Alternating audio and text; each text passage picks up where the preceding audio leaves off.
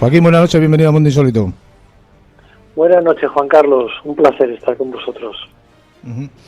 Cuando dices el otro legado de Jesús, ¿a qué aludes? Efectivamente, sí. Vale, porque el legado de Jesús, entendido así a grosso modo, es ¿qué nos ha quedado de Jesús? Pues ¿qué nos ha quedado en el sentido de su sabiduría, ¿no? Pues nos ha quedado de su vida, de su predicación, de sus milagros, los evangelios y las cartas de Pablo, juntamente con otras cartas menores como la carta de Santiago, la carta de Judas, las cartas joánicas, la carta de Pedro, etcétera. Realmente nos ha quedado los evangelios. Ese es el legado oficial, el legado conocido por todos, junto con las cartas de Pablo de Tarso que deberían ir colocadas adelante. ¿Cuál es ese otro legado? Pues aquel que fue destruido por los avatares de la historia y porque triunfó dentro del Imperio Romano, que más que triunfó la Iglesia, triunfó el Imperio Romano adaptando al paganismo una religión, una secta que realmente era judía. Pues ese cristianismo triunfante, el paulino, el que creó Pablo de Tarso, alguien que no había conocido a Jesús y que tuvo sus más y sus menos con los herederos legítimos, ese, repito, ese cristianismo oficial se contrapone al otro que fue el que se formó en Jerusalén alrededor de Santiago el Justo, un hermano de Jesús, que demandaba continuar dentro del judaísmo, pero considerando que Jesús fue un profeta destacado y un Mesías, el Mesías, pero no interpretado en una forma heroica o davídica, sino como el siervo sufriente de Isaías. Entonces, ese legado por la primera guerra judeo-romana entre el año 66 y el 73, ya hubo una persecución, una destrucción del legado. Después, aparte, los judíos ortodoxos, desde la muerte de Jesús, venían persiguiendo a los judeocristianos o nazarenos, que es como se llamaban, y finalmente ya cuando la religión, cuando la versión paulina del cristianismo penetra dentro del Imperio Romano, o el Imperio Romano se apropia de ella para unificar unos territorios que ya estaban disgregándose, es cuando ya se intenta borrar cualquier vestigio de aquella corriente que decía: siendo judíos no vamos a fijarnos en la superficie de la ley, es decir, en cumplir los rituales, sino primero vamos a cumplir el espíritu de la ley. Ese era el mensaje de Jesús y de Santiago. Pero para los paulinos, para la Iglesia triunfante, no importaba la vida de Jesús, no importaba esa predicación, tanto si se ceñía a la ley hebrea como si discrepaba levemente de ella, sino que lo que importaba para la Iglesia triunfante es la muerte de Jesús y su significado salvífico universal. Sí, cabe destacar, ya que lo has mencionado un par de veces a lo largo de tu intervención, o creo yo que cabe destacarlo, que Pablo de Tarso fue el verdadero creador del cristianismo. Sí, efectivamente, el cristianismo que nos ha llegado a nosotros a través de los evangelios que están inspirados por los seguidores de Pablo de Tarso, aunque en ellos también hay otros elementos, si se analizan cuidadosamente, sobre todo el primer evangelio, el más antiguo, que es el de Marcos, se ve el espíritu paulino, pero también se perciben como fragmentos de lo que pudo haber sido realmente la trayectoria histórica de Jesús. Pero sí, el cristianismo que conocemos es este que ensalza la muerte y ensalza la cruz, cuando el judeocristianismo, sin negar que ese hecho ocurrió, ese hecho perturbador, porque realmente se esperaba la intervención de Dios y el advenimiento de un nuevo mundo y al final fracasó, sin negar, digo, ese hecho, los judeocristianos se preocupaban más por la ética, por poner en práctica las palabras de Jesús y no por consolarse diciendo: mi fe me salva, yo tengo fe y con eso es suficiente, he sido un pecador, pero como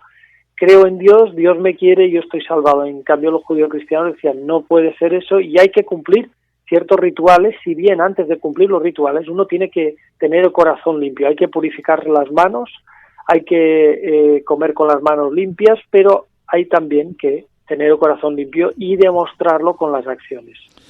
¿La carta de Santiago es un testimonio incómodo? Es un testimonio incómodo para la Iglesia porque es un documento muy breve, por tanto su lectura yo la recomiendo a los oyentes porque en el libro hay una versión de la misma al final del texto, pero se encuentra en cualquier Biblia.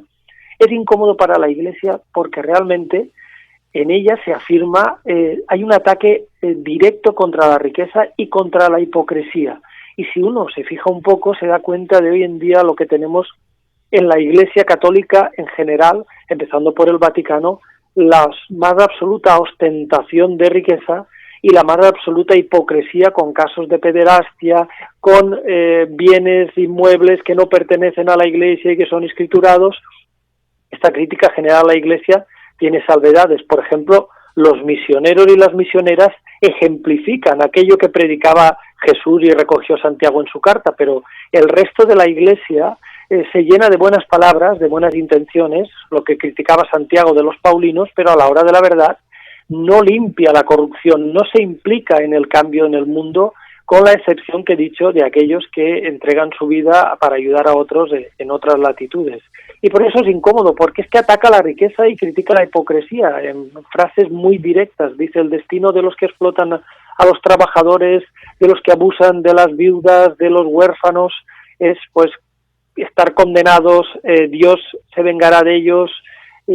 Entonces todo esto, y está muy bien las buenas palabras, pero si no tienes hechos tu fe no vale nada. Todo esto a la Iglesia no le interesa, porque leer esto una vez que ya las misas oficiaban en las lenguas romances, para cualquier fiel, el oír esto, si tiene un poco de la mente un poco abierta, diría: vamos a ver, esto no tiene nada que ver con la praxis de la Iglesia. ¿Qué me están diciendo? ¿Cómo han adoptado a esta figura y a su predicación como líder y fundador de una religión, si la religión es todo lo contrario? Y lo más esperpéntico, uno de los elementos más esperpénticos, una religión cuya capital está donde estaba la capital del imperio que ejecutó a su supuesto fundador. Es una completa despropósito, vamos. Por eso esta carta es incómoda, porque es una carta, fíjate, que durante los años 60 y posteriormente hasta los años 80, en América Central y en América del Sur, cuando alguien enviaba esta carta por correo a alguna persona, los servicios de inteligencia, muchas veces con la colaboración de Estados Unidos, consideraban que quien estaba enviando esa carta seguramente era un elemento marxista peligrosísimo y había que controlarlo, si no hacerlo desaparecer. De ahí que sea el contenido incómodo, porque casi, por eso es un manifiesto comunista, no, porque estamos hablando de Israel del siglo I, pero vamos, que defiende a muerte a los pobres y critica la hipocresía y la riqueza. ¿Es quizás esta carta el documento más antiguo del cristianismo? Yo considero que sí.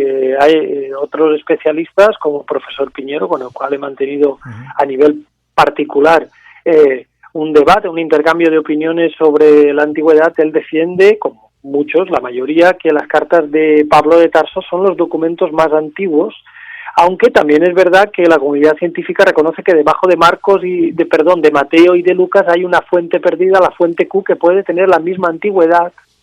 Y yo también en otro libro, y así como lo afirmaban otros autores, he defendido que en el Evangelio gnóstico de Tomás, el mal llamado gnóstico, hay un estrato también muy antiguo. Pero bueno, todo esto, ¿por qué lo vengo diciendo? Porque la carta de Santiago tiene concomitancias, tiene paralelos con esa fuente Q. Esa fuente Q es anterior a Pablo y sobre todo es judeocristiana, mientras que las cartas de Pablo están orientadas hacia los gentiles, no hacia los judíos, hacia los paganos.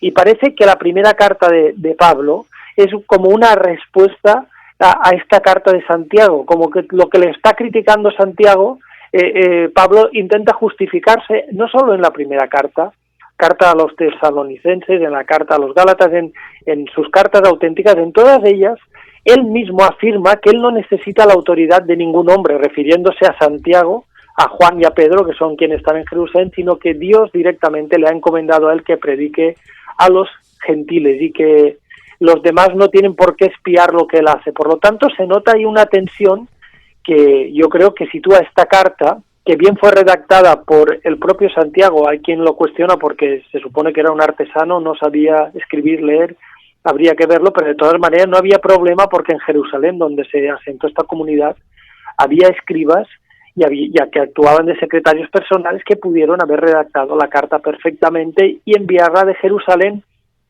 a los judíos que no se encontraban en Israel para que no se adhiriesen a lo que cada vez era la corriente más predominante, que era el paulinismo, ¿no? Y por eso yo considero, por esos paralelismos que tiene el contenido de esta carta con la fuente Q, con el primer estrato del Evangelio de Tomás, que puede ser, yo creo que el primer documento cristiano, independientemente de que haya sufrido algunas modificaciones.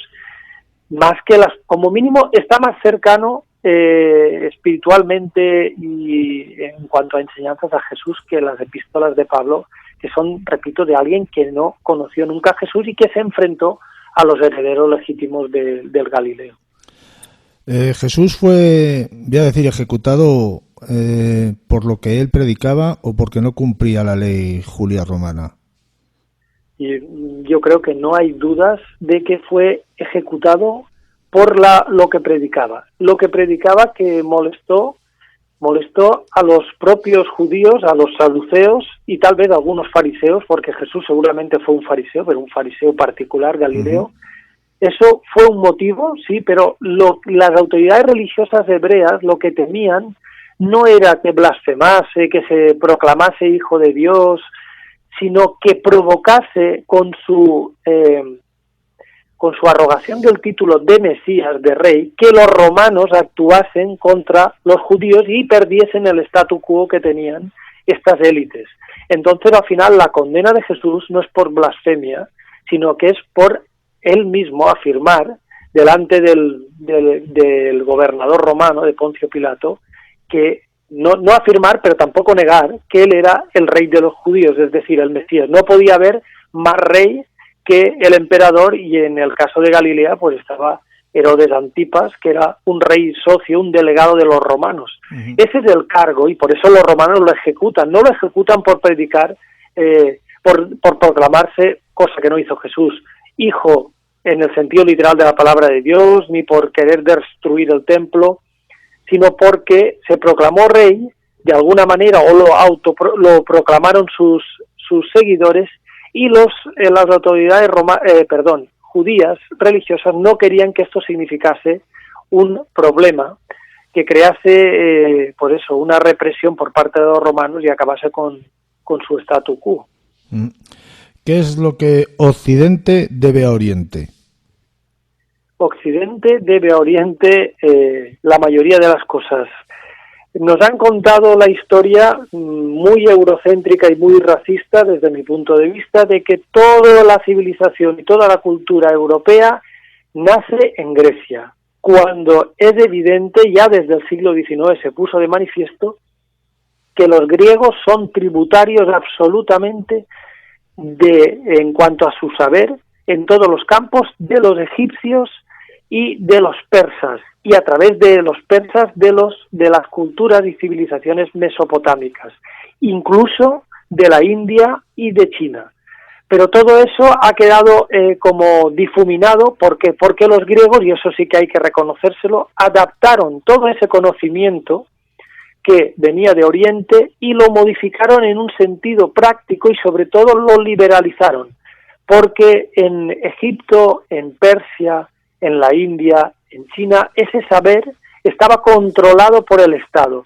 Entonces era difícil que se progresase, ya que no podían darse elucubraciones o teorizaciones no autorizadas o no puestas al servicio del Estado para la construcción, como por ejemplo en Egipto, de todas las obras para para regular las inundaciones del Nilo o para contabilizar las cosechas y los tributos.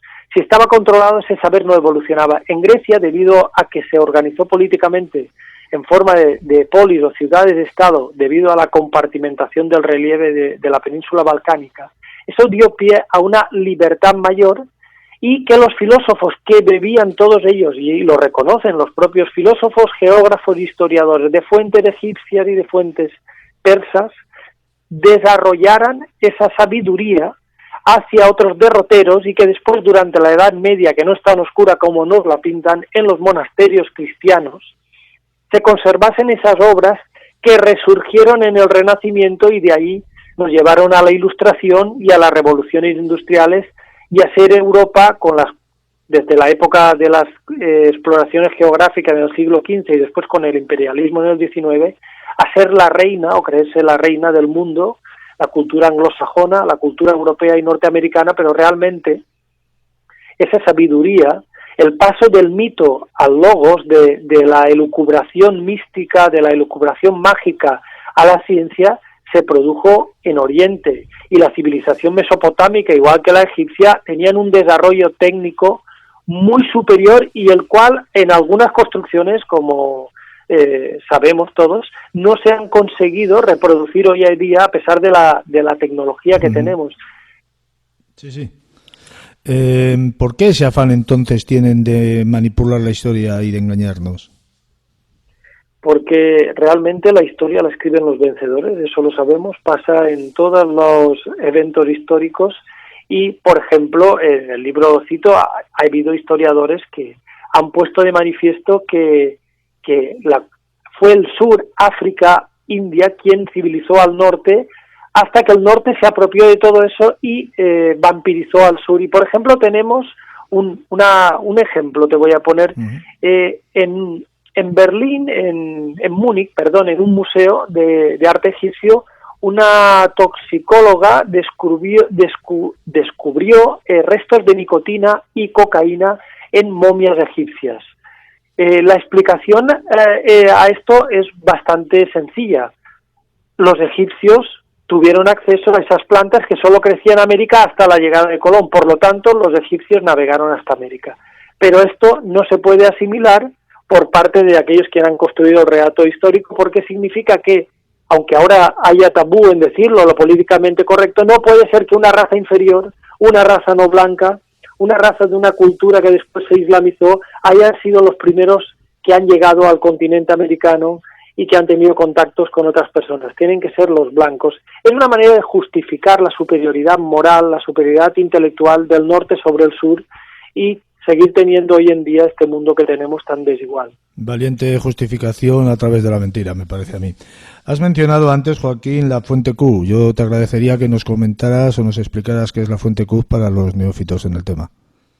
Efectivamente, muy bien. Pues mira, la fuente Q se supone que es un protoevangelio, como una especie de evangelio, y más que un evangelio, una colección de dichos, de palabras que pronunció Jesús, que en algún momento existió como documento escrito, pero que después se perdió, desapareció. ¿Y por qué desapareció? Porque se copió dentro de dos nuevos documentos, los evangelios de Mateo y Lucas, que son los que se escribieron en segundo y en tercer lugar. En primer lugar se escribió el Evangelio de Marcos, que ya tuvo a su disposición esa colección de dichos llamada Q. Se llama Q porque en alemán, que fueron los expertos alemanes en el siglo XIX quienes aislaron esa fuente, la encontraron, y entonces en alemán Quelle significa fuente, y por eso se llamó Q. Se le podría haber llamado X, Z o como le hubiera dado la gana, pero por eso se llama Q. Pues Marcos es una fuente que ya bebe de esta fuente Q de los dichos, que se parece mucho, aunque es hipotética, al Evangelio de Tomás, que es una colección de dichos de Jesús, sobre Jesús. Pues bueno, teníamos Marcos por un lado y Q por otro, y Mateo y Lucas copiaron a Marcos, ampliaron cosas y copiaron a Q, y una vez que se copió Q, pues se desechó y se perdió. Y se perdió porque a la Iglesia tampoco le interesaba, ya que esa colección de dichos o fuente Q no habla en ningún momento de manera directa de la muerte de Jesús ni de su carácter, el carácter salvífico de esa muerte. Por lo tanto, igual que el Evangelio de Tomás, no interesa. El Evangelio de Tomás lo habían creído que lo habían destruido, pero por avatares de la casualidad apareció en Egipto en 1945 una copia, cuando unos campesinos buscaban estiércol.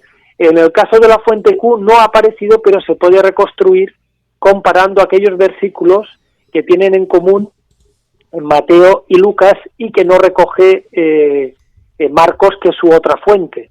Aparte de esas de Marcos y de Q, Mateo y Lucas también tienen otras fuentes que les permiten crear el relato de la infancia y la natividad. Pero básicamente la fuente Q es un conjunto de dichos de Jesús en el cual se lo presenta perfectamente incardinado dentro de la religión judía, donde el núcleo central de ese documento es el Sermón de la Montaña, donde se espera que él regrese.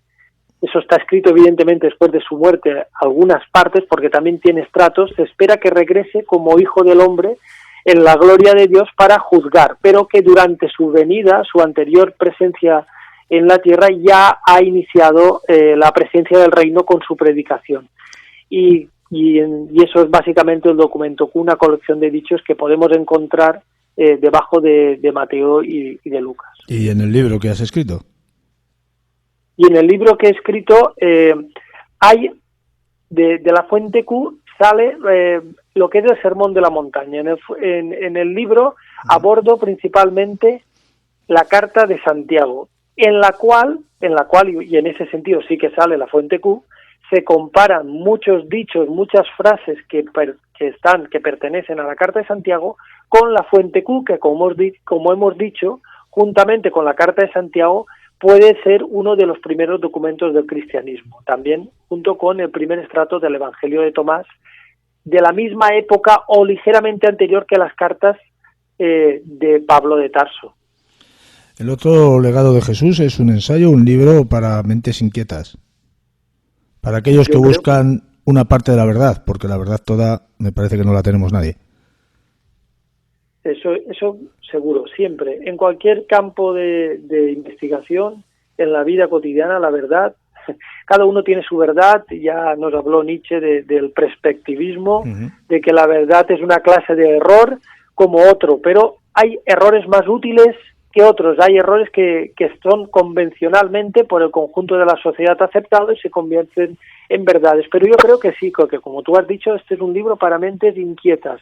No es un libro irreverente, no busca ofender a nadie, busca que el creyente o el que está interesado en quién pudo ser Jesús y qué mensaje transmitió, pueda tener una nueva perspectiva sobre lo que quiso decir aquel hombre y cómo después la Iglesia pues lo ha adulterado, como sucede con muchos personajes históricos famosos que a lo que nos llega al final no tiene nada que ver con lo que fue, para bien o para mal. Algunos los denigramos y a otros los ensalzamos. Alguien dijo alguna vez que la verdad es la única mentira que aún no se ha descubierto. Joaquín, ¿dónde podemos encontrar este libro y todos los que hemos mencionado al principio? Pues todos estos libros están publicados por la editorial Almuzara, que es una editorial cordobesa, y allí encontrarán el legado de Jesús y también el Jesús de la historia, un acercamiento a través del Evangelio de Tomás, que es el anterior libro que escribí relacionado también con Jesús de Nazaret. Algún día, si Dios quiere, y Joaquín también, hablaremos de la Guerra Civil y la Tercera España, que me parece que es un tema que a mí personalmente me interesa muchísimo. Joaquín, muchísimas gracias por haber participado en Mundo Insólito Radio, por habernos traído tu libro, por habernos dado las explicaciones perfectamente. Y bueno, te estoy muy agradecido por ello y espero que vuelvas pronto. Muchas gracias a ti, Juan Carlos, un placer estar contigo y encantado de poder volver y debatir sobre ese otro libro que es verdad, sobre un tema candente, interesante y utilizado en vez de para superar el pasado, para recrearse en aquello que nos separó, cuando sí, lo que hay que buscar es más bien lo que nos une. Lo que nos une. Es un libro que todavía yo creo que sigue levantando ampollas porque la guerra civil no está tan lejana en el tiempo. Incluso hay gente que todavía ha vivido en la guerra civil, que todavía vive hoy en día. Lamentablemente en España somos así, utilizamos las cosas para separarnos en vez de para unirnos. Joaquín, reitero mi agradecimiento, un fuerte abrazo y nos vemos en próximas ocasiones. Muchas gracias. Hasta luego. Un abrazo.